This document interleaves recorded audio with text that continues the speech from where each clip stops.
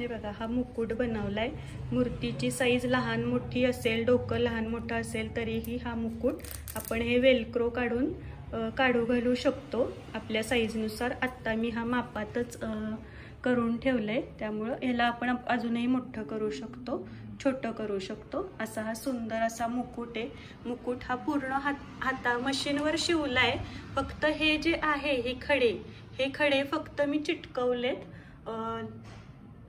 बघू शकाल, फक्त हे खडे निघाले तर निघतील जर तुम्ही धुतला तर. शक्यतो हा मी एक फंक्शनल असा ड्रेस बनवण्याचा प्रयत्न केलाय, त्याच्यामुळं त्याच्यावरचा मुकुट तुम्ही धुवू नका असं मी सजेस्ट करेन.